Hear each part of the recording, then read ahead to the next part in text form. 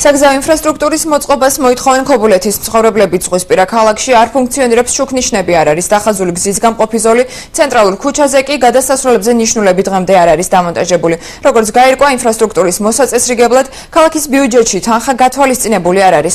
თემით დაინტერესების შემდეგ კი გამგეობაში პირობა დადეს, რომ ბიუჯეტში კორექტირებას შეიტანენ. ჩვენი რეპორტაჟიდან შეიტყობთ. ქობულეთი რეგიონში ერთადერთი მუნიციპალიტეტია, სადაც საავტომობილო გზის გამყოფი ზოლი დახაზული არ არის.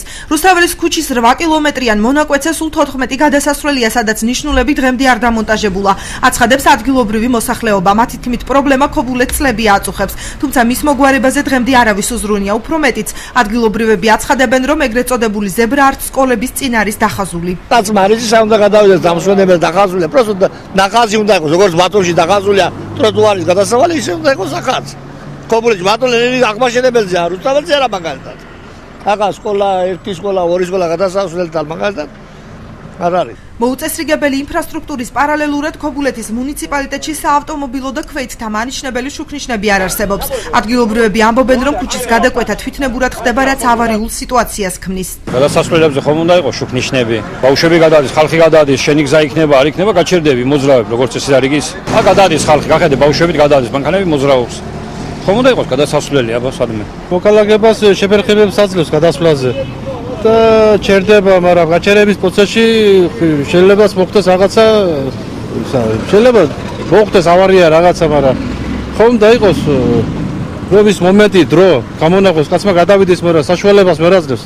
უახლოეს პერიოდში რუსთაველის ქუჩის საგზაო ინფრასტრუქტურის მოსაწესრიგებლად 2014 წლის ბიუჯეტის კორექტირება იგეგმება. აცხადებს გამგებლის მოადგილე ირაკლი ცეცხლაძე, რა თანხა დასჭირდება საგზაო ნიშნების დამონტაჟებას და საავტომობილო გზის გამყოფი ზოლის დახაზვას, გამგებლის მოადგილე ვერ აკონკრეტებს. მისი მტკიცებით შესაბამისი სამსახურები საკითხზე უკვე მუშაობენ და ხარჯთაღრიცხვა უახლოეს დღეებში მზად იქნება.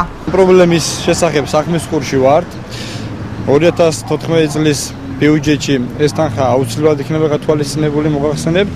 ბიუჯეტის ცვლილებაზე ვგეგმავთ ახლა ამ პრობლემის გადაჭრას. თუ რატო ვერ მოხერხდა ეს წინა წლებში ამაზე პასუხის გაცემა მე გამიჭირდება, რატო ვერ ჩაისვა? მე ვფიქრობ, რომ ეს არ არის ის პრობლემა, რომელიც გადაუჭრელია. მაცნემ დღეს ქობულეთის კეთილმოწყობის სამსახურის უფროსის კომენტარის მოპოვება ვერ შეძლო, რადგან სამსახურის თანამშრომლები ადგილზე არ იმყოფებოდნენ. გამგებლის მოადგილის ინფორმაციით, რუსთაველის ქუჩაზე საგზაო ინფრასტრუქტურა ტურისტული სეზონის დაწყებამდე მოწესრიგდება.